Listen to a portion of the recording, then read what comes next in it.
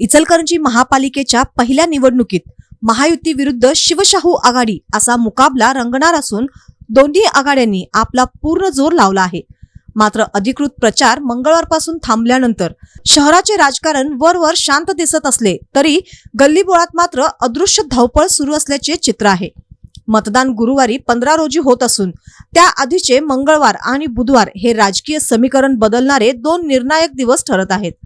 प्रचारबंदी लागू झाल्यानंतर थांबा, पहा आणि जा या वाहतूक नियमांचे राजकीय आवृत्ती शहरात लागू झाल्याचे दृश्य होते। कोण कुठून येतो आणि कुणाच्या घराच्या उंबऱ्यातून बाहेर पडतो याचे भाकीत करणे कठीण झाले आहे। वाहनांची अनोखी वर्दळ, रात्रीचे वाढलेले दौरे, लहान मोठ्या बैठका, शांतपणे फिरणारे कार्यकर्ते आणि सावध ठेवणारे प्रतिस्पर्धी हे सर्व राजकीय तापमान वाढविणारे घटक ठरत आहेत। त्यातच बुधवारी मकर संक्रांतीचा सण आल्याने निवडणुकीचा गोडवा अक्षरशः तिळगुळाने वाढला आहे।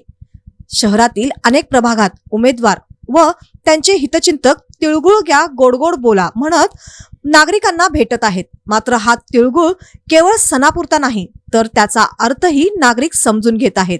काही ठिकाणी उमेदवारांच्या भेटीला नागरिकांनी सकारात्मक प्रतिसाद दिला तर काही ठिकाणी रोखठोक प्रश्नांनी त्यांची गोडीच उतरवली। एकीकडे संक्रांतीचा सण जोशात आणि उत्साहात पार पडला तर दुसरीकडे शहरातील राजकीय वातावरण अधिकच गढूळ होताना दिसले। सकाळपासून रात्रीपर्यंत सुद्धा छोट्या मोठ्या गाठीभेटी, संपर्क मोहीम, ताकदीचे प्रदर्शन आणि शेवटच्या क्षणी होणाऱ्या मतपेचांचा खेळ सुरू होता। नाव न घेता प्रतिस्पर्ध्यांवर टीका, रणनीती बदल, प्रभागनिहाय कट्ट्यावरची लढत, त्यामुळे गुरुवारी कोणाचे पारडे जर जाणार याची उत्सुकता शिगेला पोहोचली आहे। शहरात वातावरण वरवर शांत पण आतून तापलेले चित्र असे या निवडणुकीचे स्वरूप आहे। अधिकृत प्रचार थंडावला असला तरी राजकीय गणितांची धुरळाच उडाली आहे। संक्रांतीचा गोडवा आणि निवडणुकीची कडवट स्पर्धा यांचा अनोखा संगम अनुभवत इचलकरंजीकर आता मतदानाची वेळ जवळ येण्याची प्रतीक्षा करीत आहेत। गुरुवारची सकाळ कोणाला उंच भरारी देणार आणि कोणाला जमिनीवर आणणार यावर सर्वांची नजर लागली आहे।